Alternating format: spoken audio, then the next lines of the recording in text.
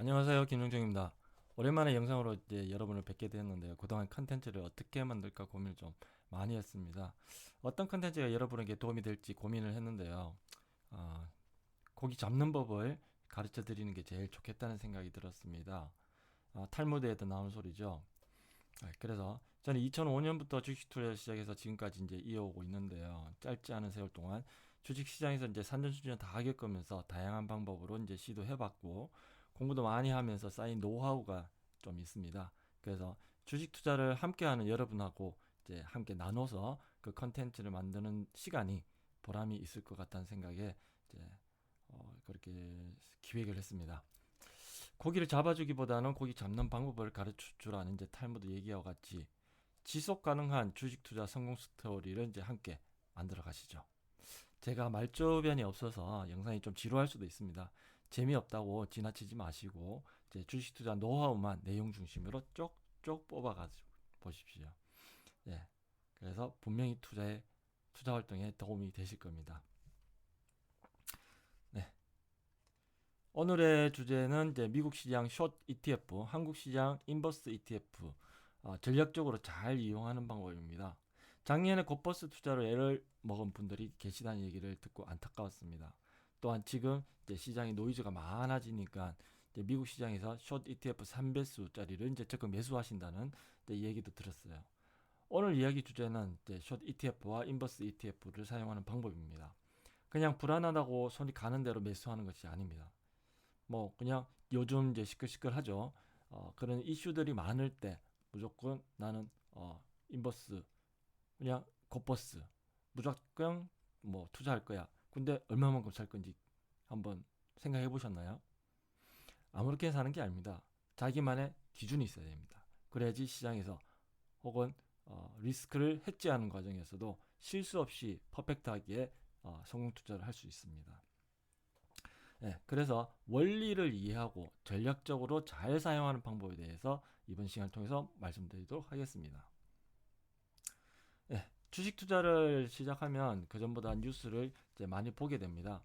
네, 그런데 보면 볼수록 주식 투자를 불안하게 만드는 이슈들이 많이 나옵니다. 뉴스라는 게 그런 습성을 가지고 있죠. 그것이 당연한 얘기겠죠.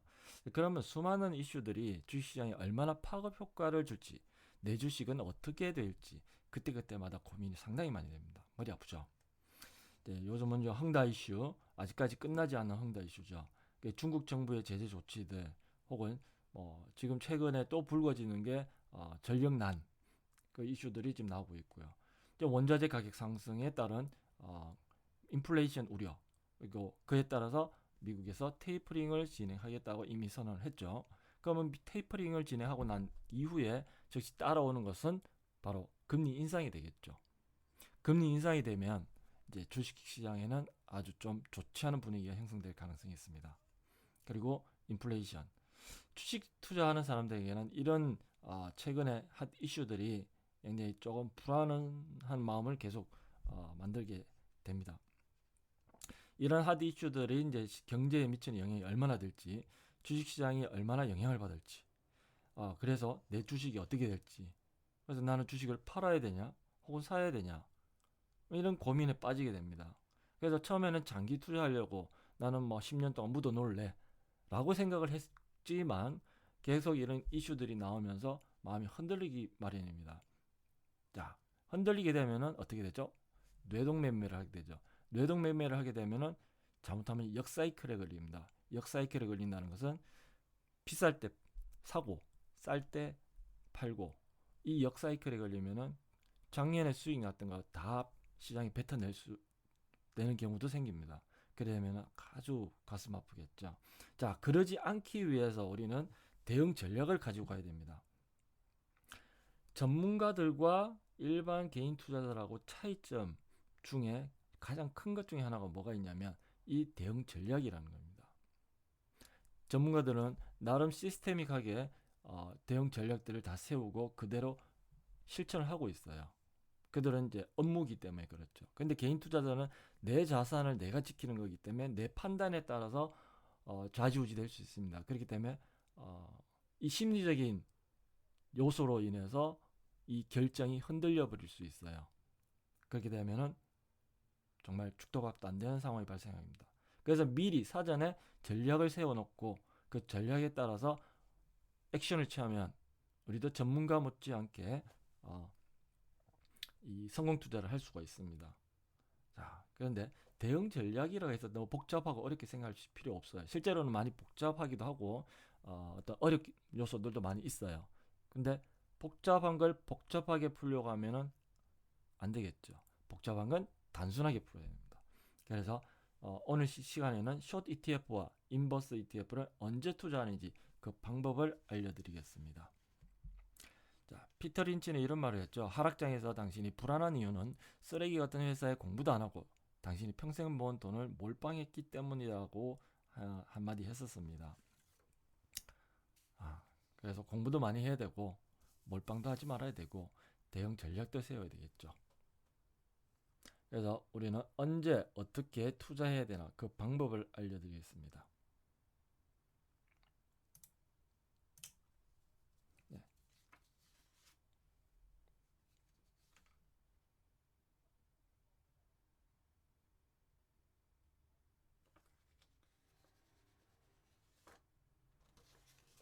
숏 ETF는 언제 투자해야 하나요? 라는 질문에 대해서 답변을 먼저 정의를 내리겠습니다.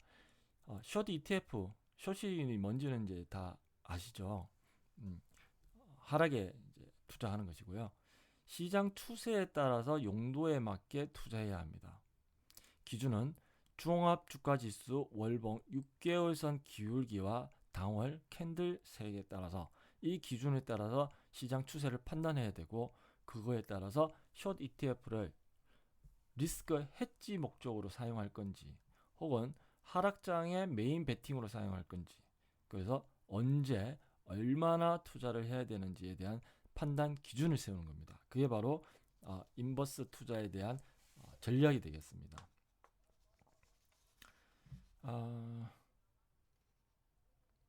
자, 리스크 헤지용이라는 것은 무슨 뜻이냐면요. 지금과 같이 상승장일 때 시장 추세가 계속 상승하고 있는 추세일 때, 즉 기준은 종합주가지수의 월봉 6개월선 기울기가 상승일 때입니다. 이렇게 상승하고 있는 중에 상승 중에도 계속 매일같이 올라가지는 않죠. 올랐다 내렸다 올랐다 내렸다 하는데 오를 땐 많이 오르고 내릴 때는 살짝 짧게 내리고 그게 바로 상승장의 특징입니다. 그러면 짧게 내려올 때 지금 보시는 이 그래프는 나스닥 차트의 월봉 차트입니다. 월봉 차트에서 보면 6개월선 쭉 올라가고 있죠. 그런데 지금 당월 캔들이 빨간색 양봉입니다. 이때는 계속 올라가니까 그냥 가지고만 있으면 돼요. 그런데 어느 순간 하락 조정이 나타나는 달이 있겠죠. 그 다음 달에도 하락 조정이 나타났어요. 근데 이때는 그러면 꼭지라고 생각을 했었을까요? 헷갈리죠. 지금도 마찬가지입니다. 지금도 꼭지라고 얘기하는 사람들이 많이 나타나고 있어요. 근데 꼭지인지 아닌지는 지나봐야지 알겠죠. 그러면 우리는 어떻게 대응해야 될까요? 바로 추세에 따라서 이게 꼭지 신호인지 아니면 일시적 조정인지를 판단해내고 그거에 따라서 리스크 헤지를 해놓는 것입니다. 그래서 상승 중에 이번 달 혹은 다음 달 한두 달 정도 시장 조정 받는 것들은 모두 조정입니다. 말 그대로 하락이 아니에요. 그럼 이때는 리스크를 헤지한다고 얘기합니다. 내가 주식은 가지고 있고 그 다음에 일시적 시장의 조정에 따라서 나는 이게 지금 내 주식에 영향을 줄지도 모른다라는 그 불안감을 헤지를 통해서 어느 정도 이 방어막을 쳐놓는 거예요. 그래서 그때는 일정 비율로 리스크 헤지를 한다라고 얘기를 합니다. 그 다음 하락 베팅용으로 사용할 경우가 있습니다. 이때는 뭐냐면 시장의 추세, 즉 종합주가지수 월봉 6개월선의 기울기를 보시면 이렇게 하락하는 경우가 있죠. 횡보했다가 또 다시 하락할 때 지금 이 그래프는 2008년도 금융위기 때 이 나스닥 지수 차트입니다. 이 그래프를 보면 누가 봐도 하락장이라는 걸 알 수가 있죠. 그러면 하락장일 때 이때는 리스크 헤지가 아니에요. 주가가 이렇게 무너지는데 근데 무너지기 전에는 알 수가 없겠죠. 이때도 과연 꼭지일까 말 아닐까 사람들은 퀘스천 마크를 달았을 겁니다. 근데 지나 보니까 이때가 하락장이었고 크게 하락을 했었고 이때 대응을 못하고 혹은 해지를 못하고 대응을 못했던 전략 없이 가지고만 있었던 사람들은 큰 손실을 봤을 겁니다.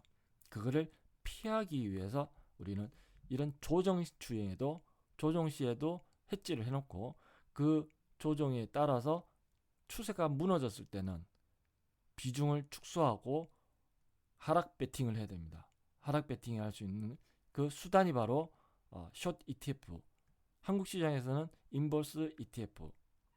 1배수짜리는 인버스, 그 다음에 2배수짜리는 고퍼스라고 얘기하죠. 2배수짜리도 있죠. 한국에는 2배수짜리까지 있고 미국 시장에는 하락에 베팅하는 숏 ETF가 1배수, 2배수, 3배수짜리까지 있습니다. 자, 리스크 해지용으로서는 바로 전체 비중의 한 10% 이내 수준이면 충분합니다. 제가 해보니요, 이런 조정이 오는 달에 주식을 많이 축소하고 해지를 많이 해놓으면 오히려 그것이 바틀리게 됩니다.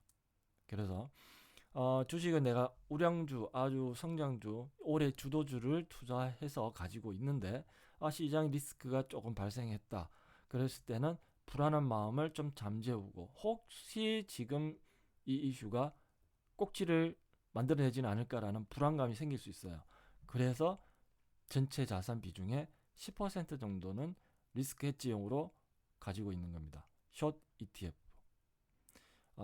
이건 상승 시에는 3배수는 조금 리스키하고요.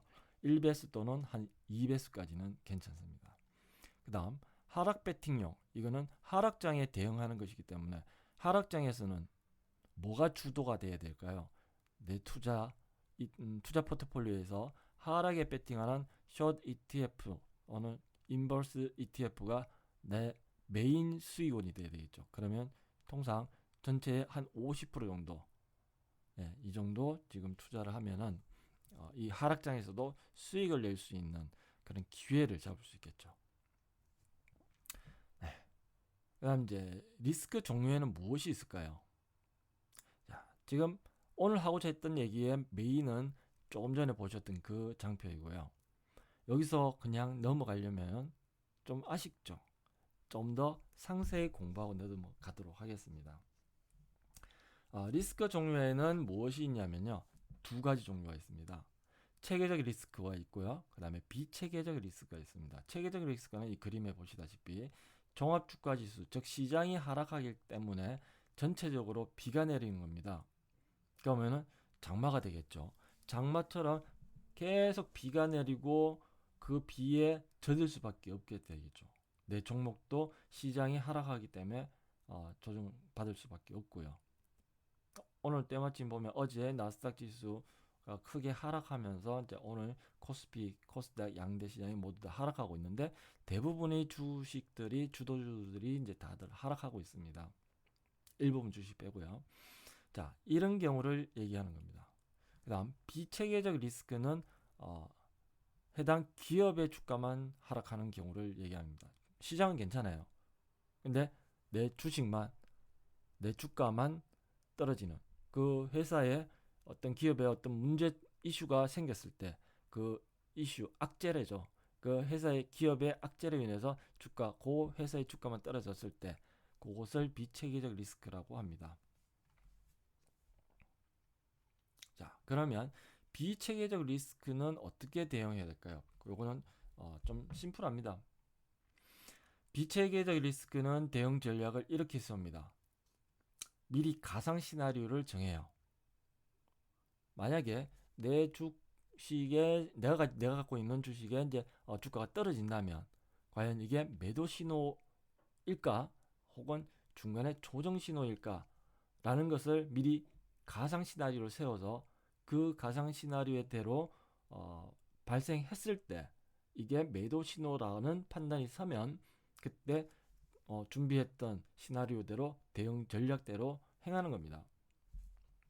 그게 바로 이제 첫 번째, 두 번째 이 대응 전략이 되겠고요.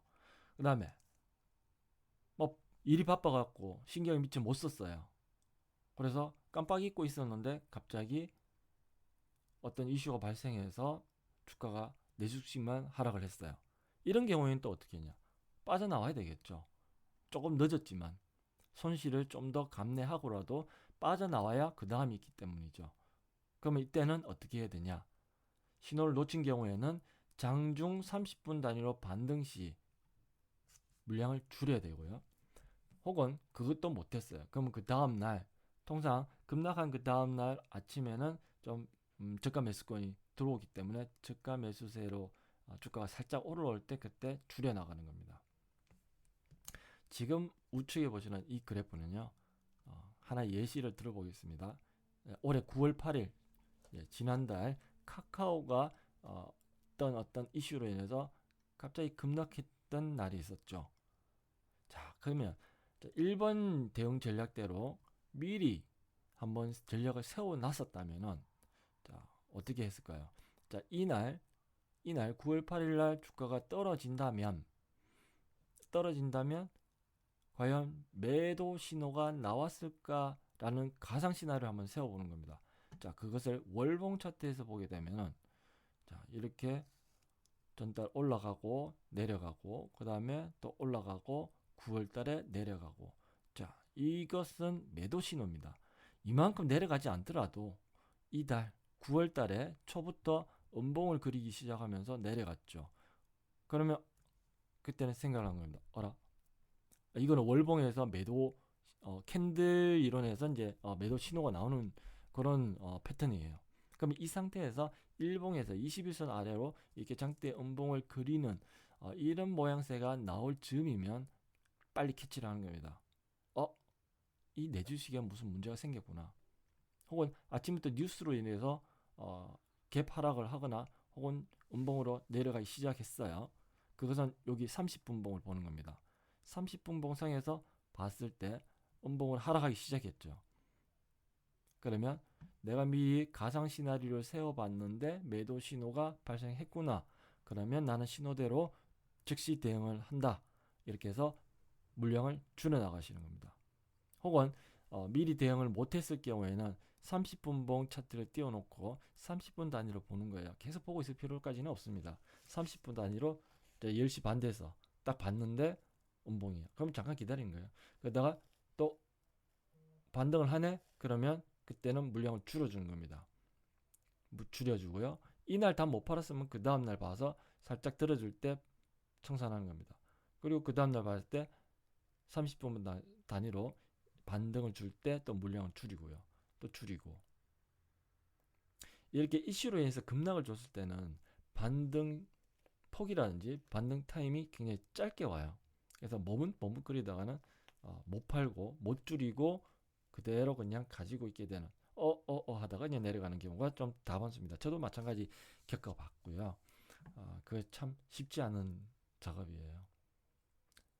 그 당시에 저번 달까지만 해도 카카오, 네이버 플랫폼 기업들이 얼마나 많이 그냥 장밋빛 전망이었습니까? 그런데도 불구하고 이런 이슈가 갑작스럽게 의도치 않게 예상치 못하게 터지는 경우는 주식시장에서는 다반수죠. 그럴 때 당하지 않으려면 미리 준비하는 것밖에 없습니다. 자, 그 다음 체계적 리스크입니다. 체계적 리스크는 조금 복잡해요. 복잡하지만 이 체계적 리스크는 방법이 있어요. 심플하게 가시는 거죠. 자, 체계적 리스크는 시장 시세에 집중하는 겁니다. 아까 앞서 말씀드렸다시피 종합주가지수의 시세죠. 상승 추세냐? 상승 추세 중에서 이번 달 음봉으로 조정받는 달이냐? 혹은 지금 추세가 꺾여서 시장 추세가 하락으로 전환했을 경우 하락 장중이냐? 이런 시세에 집중하는 겁니다. 어차피 수많은 그런 경제 이슈, 정치 이슈 이런 것들은 결론을 미리 알 수가 없어요. 근데 이 이슈가 시장에 반영이 되고 반영이 되면은 시세가 나오게 되죠. 그 시세가 그 리스크의 강도를 나타내게 됩니다. 우리가 뭐 정치 경제에 대해서 아주 해박한 지식을 가지고 있으면은 좋겠지만 아닐 수도 있죠. 그러면 이 이슈가 시장에 얼마만큼 영향력을 줄지, 혹은 짧게 그냥 노이즈로 끝날지, 아니면 심각한 심각한 영향력을 줘서 금융시장을, 주식시장을 다 망가뜨릴지, 그것은 일반 투자자 입장에서는 잘 알기가 힘들어요. 그래서 뉴스만 보죠. 근데 뉴스 보면 더 헷갈립니다. 누구는 괜찮다, 누구는 일시적이다, 누구는 해결될 거다, 아니다. 작년에 코로나만 해도 그랬죠. 3개월 이내에 해결될 거다. 근데 벌써 1년이 넘었죠. 이렇듯 그 누구도, 그런 전문가들도, 의사결정자들도 안 당해봤던 이슈, 안 당해봤던 그런 노이즈들도 확답을 못합니다. 혹은 확답을 하더라도 그대로는 다 못 가죠. 그래서 이 금융시장을 움직이는 그들은 그들 나름대로의 해석법대로 판단하고 시장에서 움직입니다. 그래서 시세가 형성이 되고, 그 시세에 따라서 우리는 주식 투자를 직접 하고 있는 입장에서는 영향을 받게끔 되겠죠. 그래서 시장 시세에 집중하는 겁니다. 자, 그러면 앞서 말씀드렸던 거에 정리를 하면, 리스크 해지를 할 건지 혹은 추세 하락에 투자할 건지에 대해서는 이 종합주가지수의 기울기, 종합주가지수의 월봉 6개월선의 기울기를 기준으로 잡습니다. 혹자들은 이거를 좀 달리 해석하면은 그래프에서 월봉의 6개월선은 그거를 한 달은 20일선이죠. 20일이죠. 20일 동안 평균값이 나오기 때문에 이거를 환산하면은 120일선입니다. 그래서 차트 분석, 기술적 분석, 이쪽 기술 쪽에서는 이제 120일선이 이제 경기선이라고 얘기하고요. 월봉으로 가면은 6개월선이 되겠습니다. 그래서 이 6개월선의 기울기가 바로 경기 혹은 금융시장의 추세라고 판단하면 크게 틀리지 않습니다.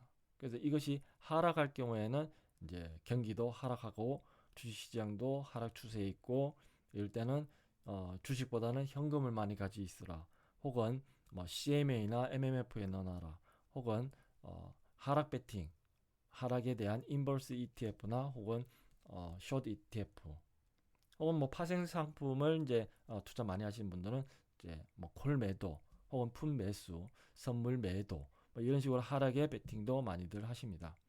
즉 가장 그것의 판단의 중심은 시세에 있습니다. 그 시세가 상승 시세에 있는지 하락 시세에 있는지, 이게 어찌 보면 주식 투자하는데 가장 기본이 되는 기준점이 되겠죠. 자, 그러면 해지 수단의 종류에 대해서 알아보겠습니다. 해지 수단의 종류는 크게 세 가지가 있어요. 첫 번째는 현금. 리스크 강도가 약할 때는 통상 10에서 20% 정도의 비중의 현금을 확보하고 있으면 마음이 좀 편안합니다. 그다음 일시적인 조정장이 끝났을 때, 혹은 월 말에 가지고 있는 현금으로 내가 더 사고 싶었던, 혹은 내가 향후 전망이 밝다고 생각하는 주식 물량을 좀 더 늘릴 수 있는 기회가 되죠. 그 다음은 ETF, 숏 ETF나 인버스 ETF는 리스크 강도가 조금 중위험 수준일 때 통상 10에서 20% 정도 비중으로 가지고 있으면 좀 더 적극적인 해칭이 되겠죠. 해지 용도로 ETF, 인버스 ETF를 매수했을 때는 여기서 굳이 이거 가지고 수익 내려고 신경 쓰지 마십시오. 얘는 약간의 보험 성격입니다. 내가 보유하고 있는 80%의 주식을 이 숏 ETF나 인버스 ETF 20%가 보상을 해주고 방어를 해준다는 거죠. 그 개념으로 가지고 계시면은 이 숏 ETF, 인버스 ETF가 손실 나도 크게 신경 안 쓰시는 게 좋습니다. 정신 건강에 좋습니다. 자, 그다음 파생 상품은 이제 이슈로 시장이 변동성이 이제 확대될 때가 있어요. 어떤 날은 확 올랐다가 어떤 날은 확 내렸다가, 그러다가 한 3일 내도록 이렇게 내리는 경우, 이런 경우 변동성이 하루에 2%, 3% 이렇게 종합주가지수가 움직이는 그런 변동성이 아주 심각한 시장에서는 파생 상품이 그 효력을 발휘할 수도 있어요. 근데 파생 상품 굉장히 변동성이 더 큽니다. 그래서 선물 옵션 매매 전략을 보유한 경험치가 있는 그런 투자자 분들만 만지시기를 권장드리고요. 이 상품은 잘 맞춰도 잘못 핸들링하면은 손실을 볼 수도 있고 그 손실 폭이 무한대까지도 갈 수 있는 아주 위험한 리스키한 그런 상품입니다. 파생 상품을 만지기 전에 공부를 많이 하고 진입하시는 게 좋고요. 그래서 난 파생은 잘 모르겠어라는 분들은 이제 ETF가 가장 만만하겠죠. 네. 요 비중은 제가 직접 해보니 요 정도가 굉장히 심적으로 안정적으로 줄 수 있는 그런 수준이었습니다. 그래서 요 비중을 추천드립니다. 자, 지금까지 말씀드렸던 걸 정리하면 상승 추세일 때 당월 조정은 해지로 대응을 하고요. 하락 추세일 때 메인 투자로 숏 ETF로 수익을 냅니다. 이때는 메인 수익원인 숏 ETF가 가장 좋습니다. 자, 여기서 다시 한 번 더 강조하고 반복해도 부족함이 없는 것은 주의사항은 무리하지 말기입니다. 절대 무리하시면 안 됩니다. 과한 욕심은 오히려 나한테 내 것을 뺏어갑니다. 근데 그 욕심 수준, 그 다음에 기대 수준을 약간만 낮추고 내가 대응을 한다면 그 약간의 눈높이 낮춘 것들이 쌓이고 쌓여서 결국 나한테는 대박을 주게 됩니다. 그래서 항상 정석 투자가 중요하고요. 항상 무리하지 마시기 바랍니다. 네, 오늘도 제 영상을 시청해 주셔서 감사합니다. 주식으로 부자 되는 그날까지 우리 모두 화이팅 하시죠. 감사합니다. 구독, 좋아요 감사합니다.